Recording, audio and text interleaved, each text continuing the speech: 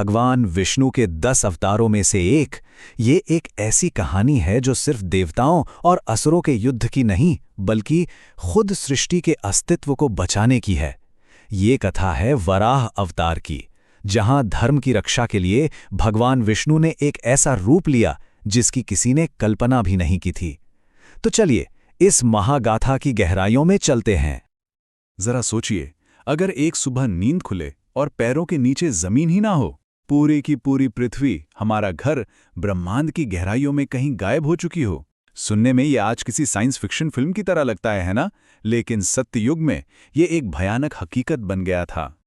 उस युग में हुआ ये कि एक बहुत ही शक्तिशाली असुर ने अपने घमंड में पूरी पृथ्वी को चुरा लिया, और सिर्फ चुराया नहीं, उसे ले जाकर ब्रह्मांड के एक आदिम सागर में डुबो दिया। चारों तरफ हाहाकार मच गया। जब जीवन का सोर्स ही छिन गया तो सृष्टि का पूरा बैलेंस बिगड़ गया और हर तरफ अंधेरा छाने लगा। और इस महाविनाश के पीछे था एक दैत्य जिसका नाम था हिरण्याक्ष। वो इतना बलशाली था कि उसकी ताकत के सामने देवता भी कांपते थे, और वो अपनी इसी ताकत के नशे में बिल्कुल चूर था। उसे लगता था कि पूरा ब्रह्मांड उसके कदमों में है। हिरण्याक्ष को अजेय बनना था, इनविंसिबल, और इसके लिए उसने सृष्टि के रचयिता ब्रह्मा जी की बहुत ही कठोर तपस्या की। उसकी तपस्या से खुश होकर ब्रह्मा जी ने उसे एक ऐसा शक्तिशाली वरदान दिया जिसने उसे लगभग अमर ही बना दिया था, और इसी वरदान ने उसके अहंकार को और भी बढ़ा दिया। वरदान ये था कि उसे ना कोई देवता मार सकता था, ना कोई इंसान, और ना ही कोई जाना माना ताकतवर जानवर जैसे शेर, हाथी या कोई और। अब उसे पक्का यकीन हो गया था कि वो अजेय है, उसे कोई चुनौती दे ही नहीं सकता। लेकिन कहते हैं ना, घमंड इंसान को अंधा कर देता है।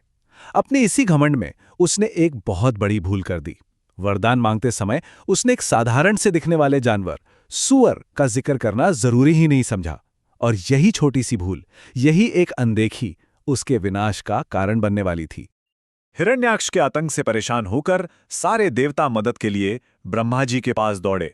जब सृष्टि को बचाने का कोई और रास्ता नहीं दिखा तो ब्रह्मा जी गहरे ध्यान में बैठ गए। इस महासंकट से बाहर निकलने का कोई उपाय खोजने लगे। और तभी एक अद्भुत चमत्कार हुआ।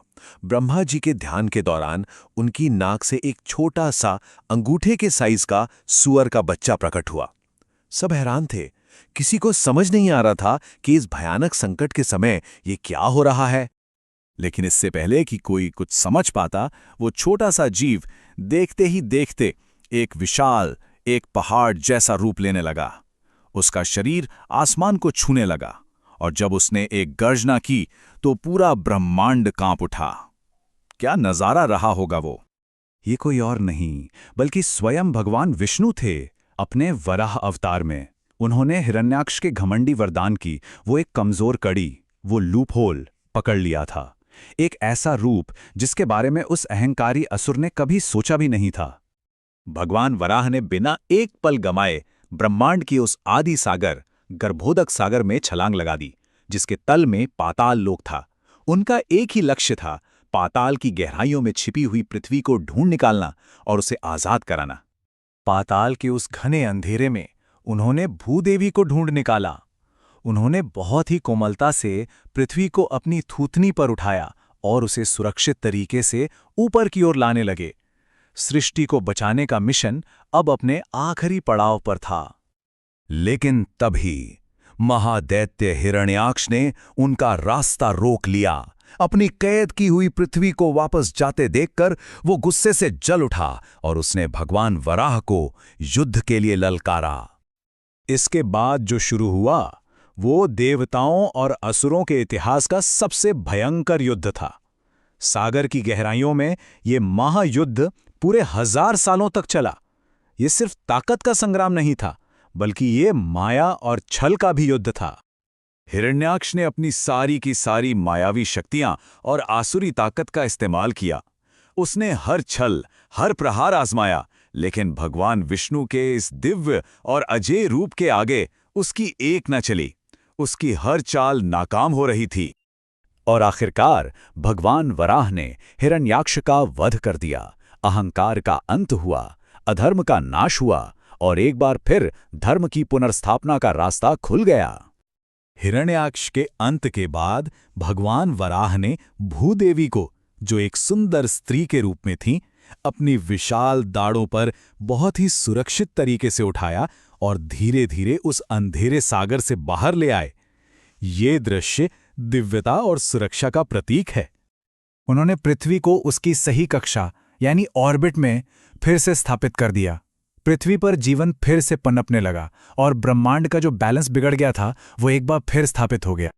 वराह अवतार की ये अद्भुत कहानी सिर्फ एक पौराणिक कथा नहीं है, बल्कि ये हमें एक बहुत गहरा और शाश्वत संदेश देती है। ये अच्छाई की बुराई पर, धर्म की अधर्म पर आखिरी जीत का प्रतीक है। ये हमें सिखाती है कि जब अधर्म और अन्याय अपनी सारी हदें पार कर जाते हैं तो परमात्मा उसे मिटाने के लिए किसी भी रूप में प्रकट हो सकते हैं, चाहे वो रूप कितना भी अप्रत्याशित या साधारण क्यों न लगे। इसका मतलब यह है कि बुराई चाहे कितनी भी गहराई में क्यों न छिपी हो, अच्छाई उसे ढूंढकर उसका अंत कर ही देती है। धर्म की विजय